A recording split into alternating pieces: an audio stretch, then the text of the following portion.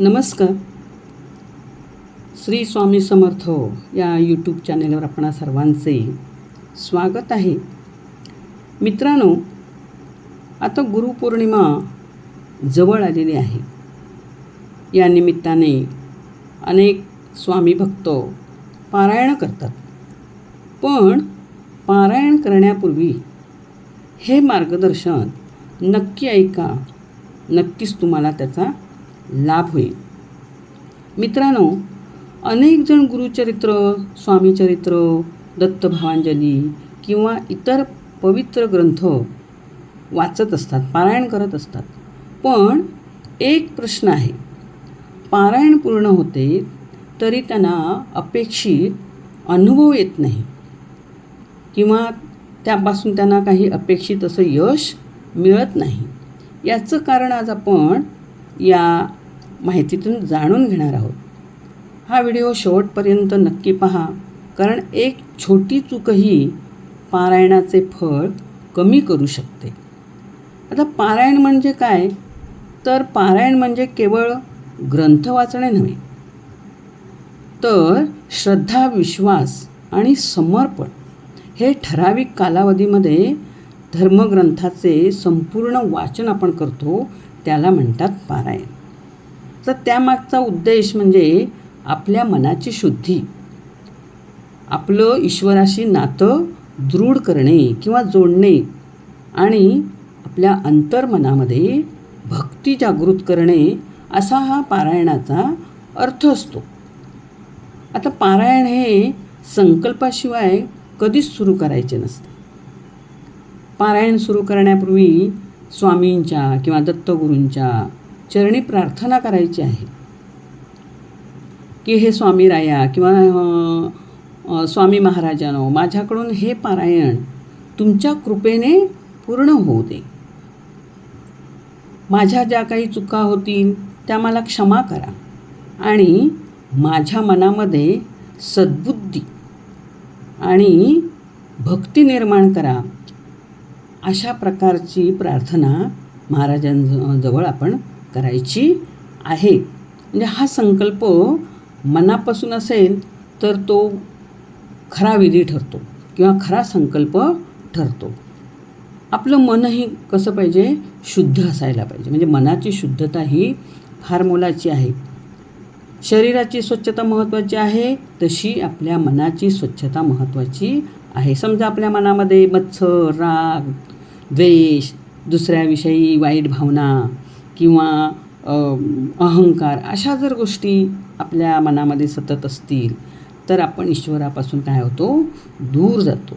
तर अशा ज्या भावना आहेत त्या आपण दूर ठेवायच्या आहेत. तरच आपलं मन शुद्ध असेल, तर ईश्वराचं प्रेम आपल्या हृदयामध्ये उतरतं. पारायण करताना सुद्धा घाई करायची नाही. घाईघाईने आपण पारायण करायचं. आजचं जे काही वाचन आहे ते आपल्याला पूर्ण करायचं आहे ठराविक वेळेमध्ये, म्हणून ते भरभर वाचणे, तर त्याला काहीच अर्थ राहणार नाही. अशा वेगाने वाचून एकदा मोकळं व्हायचं, त्याचा काहीच उपयोग नाही. पण हे मग पारायण करताना प्रत्येक ओळीमध्ये काय संदेश आहे, प्रत्येक शब्दामध्ये काय संदेश आहे, त्यातला एक जरी वाक्य किंवा एक जरी शब्द आपल्या मनाला स्पर्शून गेला तरी ते संपूर्ण पारायणा इतकंच काय आहे? मौल्यवान आहे. किंवा त्या पोथीतल्या प्रत्येक शब्दामध्ये, प्रत्येक वाक्यामध्ये काहीतरी संदेश दिलेला असतो. तो समजून आपण वाचन करायचे आहे, तरच त्या पारायणाला अर्थ राहणार आहे. आता या पारायण करायच्या वेळेला आपल्याला काय करायचं आहे? तर आपलं मन एकाग्र करायचं आहे. आणि हे पारायण काळ जो आहे तो, ती जी वेळ आहे ती सकाळची किंवा संध्याकाळची ठेवायची. की मधल्या वेळामध्ये घाई गडबड किंवा आपल्याकडे कोण नाही कोण येत असतं, मग अशा वेळी आपली काही वेळेला कुचंबना होते. मग त्यामुळे आपण काय करायचं? सकाळच्या किंवा संध्याकाळच्या ठराविक वेळेमध्ये आपण हे पारायण वाचायला सुरुवात करायची आहे. सर्वात उत्तम म्हणजे सकाळची वेळ, ब्रह्ममुहूर्त किंवा सकाळी 9 वाजेपर्यंत तुम्ही ही कुठलीही वेळ शांतता असते त्यावेळेला तुम्ही निवडू शकता. म्हणजे तुम्हाला अगदी शांतपणे, एकाग्रपणे हे पारायण करायला मिळू शकतं. कुठल्याही प्रकारची गडबड वगैरे होणार नाही. त्यानंतर आपलं पारायण करण्यापूर्वी आणि पारायणानंतर अशा ह्या 2 वेळेला 5 किंवा 10 मिनटं जरा नामस्मरण करा.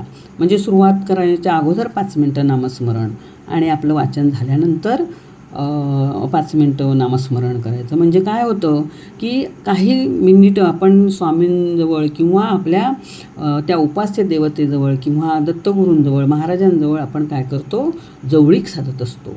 आपल्या हृदयामध्ये त्यांचं प्रेम साठवत असतो आणि स्वामी आपल्याशी संवाद साधत आहे असं आपल्याला वाटतं. आणि म्हणून आपण काय करायचं आहे, या दोन्ही वेळेला थोडं थोडं म्हणजे वाचण्यापूर्वी आणि वाचनानंतर आपल्याला जमेल तसे 5 ते 10 मिनटं आपण नामस्मरण करायचं आहे. नामामुळे मन शांत होतं आणि ग्रंथामधील जो शब्द आहे तो आपल्या हृदयामध्ये उतरायला सुरुवात होते. आता पारायण म्हणजे जीवनात आपल्या बदल घडवायचा असतो आपल्याला. आता समजा आपण ग्रंथ वाचताना एखाद्या त्या ग्रंथामध्ये क्षमा सांगितलेली असेल तर ती आपल्या जीवनामध्ये आपण क्षमा करायला शिकलं पाहिजे किंवा आपण त्या क्षमा करायची भावना आपल्या मनामध्ये निर्माण झाली पाहिजे. समजा ग्रंथामध्ये सेवा सांगितलेली असेल तर सेवा करायची आहे. नम्रता सांगितलेली असेल तर आपल्याकडचा जो अहंकार आहे तो आपण सोडायला सुरुवात करायची आहे किंवा आपली तयारी असायला पाहिजे. म्हणजे हेच खरं काय आहे, पारायणाचं इच्छित फळ आहे. म्हणजे आपल्या वर्तनात बदल दिसतो. हे वर्तन बदल आपलं झाला पाहिजे तरच ते पारायण आपण केलं याचं आपल्याला सार्थक झालं असं आपल्याला म्हणता येईल. त्यानंतर आपल्या घरातील या वेळेचे जो काळ आहे तो आपण काय करायचं आहे, शुद्ध ठेवायचं आहे. घरामध्ये सात्विकता ठेवायची आहे. देवापुढे दिवा लावणे, अगरबत्ती लावणे ह्या गोष्टी काय आपण करतच असतो. पण अधिक आपल्या घरामध्ये शांतता कशी राहील, सात्विक वातावरण कसं राहील हे बघायचं आहे. अशा वेळेला घरातील TV, मोबाईल यांचा वापर टाळा किंवा कमी आवाजात इतरांना बघू दे. अशा प्रकारची एक नियम घाला घरामध्ये की ह्या काळात मला गडबड चालणार नाही, मला थोडं फार शांतता मिळू दे. यासाठी थोडे आपल्या ह्या पारायण काळाच्या वेळामध्ये घरात थोडे नियम ठेवलेत तर अतिउत्तम होईल. त्यामुळे काय होतं की शांत वातावरणामध्ये केलेलं पारायण अतिशय उत्तम प्रकारे आपलं पार पडू शकतं. आणि म्हणून असे हे सात्विक वातावरण आपल्या घरामध्ये असणं फार महत्त्वाचं आहे. त्याचप्रमाणे पारायण करताना आपण फळाची अपेक्षा ठेवायची नाही.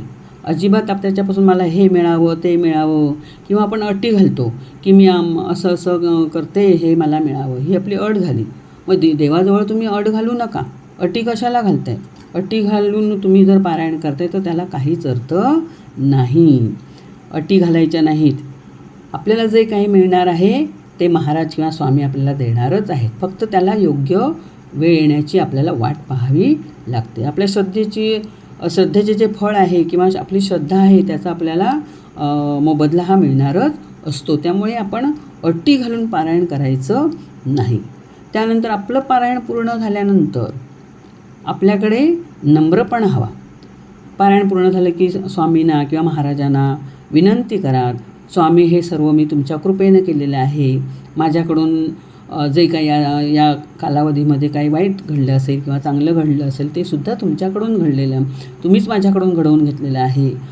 तेव्हा मला तुम्ही क्षमा करा. अशा प्रकारची नम्रता या पारायण संपल्यानंतर स्वामींपुढे प्रकट करायची आहे. म्हणजे ही भावना भक्ती आपली दृढ करत जाते.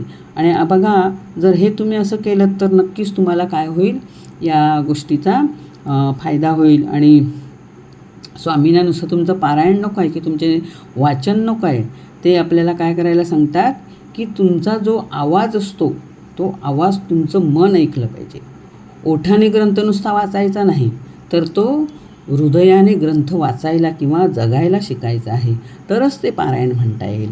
आणि म्हणून पारायण करतानासुद्धा या ज्या गोष्टी आहेत त्या आपण पाळल्या पाहिजेत. आपलं मन उघडलं पाहिजे. आपल्या मनाने तो आपण वाचायला शिकलं पाहिजे, तरच आपल्याला तो स्पर्शून जाईल, आपलं मन शुद्ध होईल. कारण ज्या दिवशी आपलं मन उघडेल त्या दिवशी आपल्याला ग्रंथ अजिबात वाचावा लागणार नाही. कारण त्या दिवशी स्वतः स्वामी आपल्याशी बोलतील, स्वतः दत्तगुरू आपल्याशी बोलतील, स्वतः महाराज आपल्याशी बोलतील, संवाद साधतील. त्यामुळे आपलं मन काय असायला पाहिजे, शुद्ध असायला पाहिजे. आणि ह्या गोष्टी जर आपण पाळल्या तर नक्कीच आपल्याला स्वामी चांगल्या प्रकारचं फळ देतील आणि आपण ह्या पारायण काळात उत्तम प्रकारे सेवा करून त्याचं फळ मिळवू शकाल असं मला वाटतं. आणि तेव्हाच आपली कृपा जी आहे ती फळाला येईल. आपलं मन आपण जर आपल्या ताब्यात ठेवलं, आपल्या भावनांवर ताबा ठेवला आणि निश्चितपणे आपण जर आता माझ्या ह्या व्हिडिओप्रमाणे जर पारायण केलं तर नक्कीच तुम्हाला त्याचं फलित प्राप्त होणार आहे. त्या मित्रांनो, आजचा हा व्हिडिओ पाहून जर व्हिडिओ माझा तुम्हाला आवडला असला तर तुम्ही काय करा, सबस्क्राईब करा, लाईक करा आणि अशा प्रकारे पारायण करण्याचा प्रयत्न करा. नक्कीच तुम्हाला याचा फायदा होईल आणि तुम्हाला तुमची जी भक्ती आहे ती अधिक महाराजांपुढे सादर करावी किंवा महाराजांशी तुमची भक्ती दृढ व्हावी, तुमचा संवाद साधावा अशी मी महाराजांना विनंती करेन. आणि माझी आजची ही जी तुम्हाला सांगायची जी गोष्ट होती ती सांगून झालेली आहे. तर नक्कीच तुम्ही तिचा तुमच्या जीवनामध्ये फायदा करून घ्या. श्री स्वामी समर्थ. जय जय स्वामी समर्थ.